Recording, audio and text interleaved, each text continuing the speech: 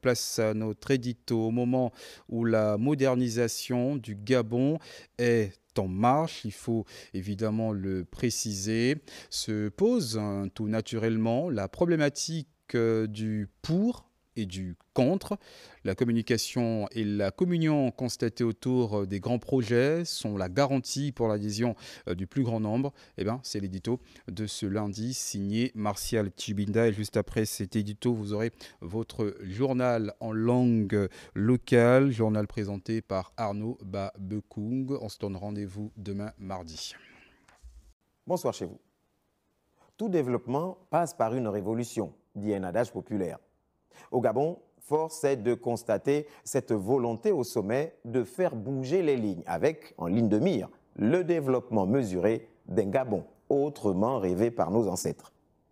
À propos de la vision de modernisation et de développement souhaitée, face aux grands chantiers annoncés et déjà entamés, l'on peut noter à l'évidence un certain regain de communication et de communion autour de tous les grands projets censés rendre au Gabon sa crédibilité. Un nouveau process aux antipodes des anciens réflexes, ceux de balayer du revers de la main la Croix-Rouge apposée sur sa bâtisse, du fait qu'on est habitué à ce que cela reste sans suite. Les effets d'annonce d'avance ensuite ont anesthésié la conscience collective sur la notion de respect de la parole publique. Un professeur d'université sur une émission de radio avait d'ailleurs développé le principe de l'État menteur et à ce principe se greffait celui de l'État peureux, faible, affaibli par toutes les pesanteurs, loin d'être républicaine et d'intérêt public. C'est l'illustration d'un rêve dans lequel tous les événements étaient bénéfiques au plus petit nombre.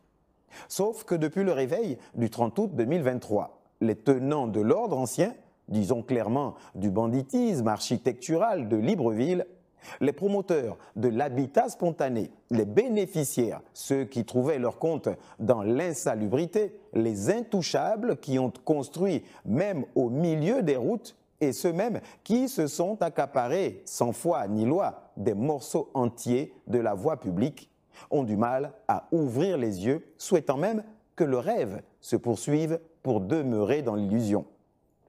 Mais dans la réalité, qui ne s'est jamais plaint, assis dans son salon, du niveau primaire, presque embryonnaire, de la manière dont Libreville s'est bâtie? À la vérité, c'est un grand village, sans aucun plan d'urbanisation digne de la capitale d'un pays qui a longtemps été appelé Émirat d'Afrique. Qui d'entre nous n'a jamais voyagé pour s'étonner que des pays dits plus pauvres arborent un niveau d'urbanisation comparable à celui de ceux qui nous servent parfois d'exemple? Il est sans doute temps de comprendre que tout peuple qui veut avancer doit s'astreindre à des sacrifices. Chez les peuples habitués à la stagnation et à se satisfaire du peu, les changements, même annoncés positifs, suscitent toujours des résistances. Quand on les annonce, les gens contestent. Quand ils sont mis en place, les gens protestent. Et quand cela réussit, les mêmes protestataires réclament qu'il faille faire plus.